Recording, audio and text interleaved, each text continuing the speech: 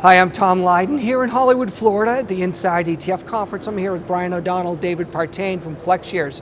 Gentlemen, great seeing you. Good to see you too, Tom. So, some important news that you folks share every year is your annual survey on advisor wellness. David, tell us about that. Well, that survey was done with about 700 advisors who within a week's time had filled out a very extensive survey on really stress that they're under as advisors in the market.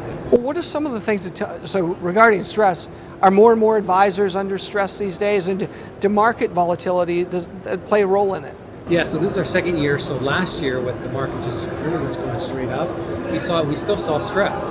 This year, however, when we ran the survey in November, you can imagine the volatility probably caused increasing levels of stress. So what are some other things that you found out from the survey that could help advisors better handle stress in their day-to-day jobs? Well, the first thing is that they need to handle stress in the office with techniques that will take the stress out of there. So if they're having an issue, say cold calling, if they're having an issue delegating, they should handle that and then go play golf, then go on vacation. Because if they don't do that, when they come back, that stress is still there. Yeah, so do you feel like advisors have more things to worry about these days and sometimes just let them fester?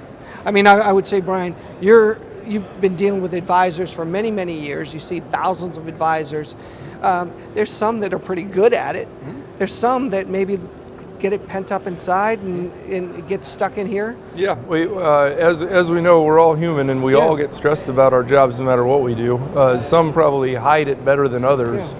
But as David pointed out, what we found in our research is that it is a very stressful job, as we know. Yeah. And it's more than just managing money, you're managing people's livelihoods. Exactly. And that stress, I think, does have an impact on a lot of these. I've lost hair over it.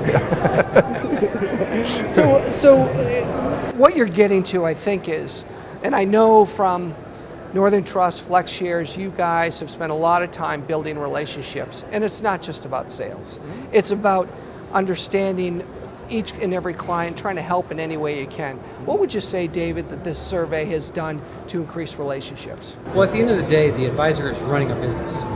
They happen to be in investment management, but ultimately they're running a business. They're firing staff, and they have to bring in that staff. Those millennials who are actually skipping out on the industry, they have to bring that staff in and they have to train them, and that's where we try to form a relationship to help them better run their business. Yeah. And talk a little bit about demand for advisors going forward. I know there's a little data there. Anything you can share?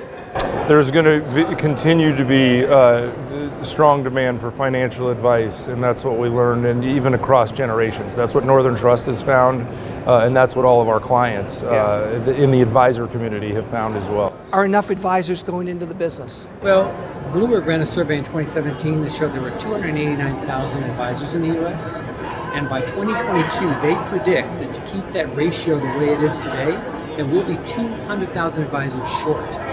Part of that is caused because the millennials who saw their dad or mom out of work in 2008 said, I'm not doing this.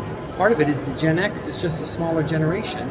Part of it is the baby boomers are retiring. They're retiring, yeah. So and how do we get these millennials to go in when the market opens? I don't know. So they need to know what a great business it is. It is. It absolutely is.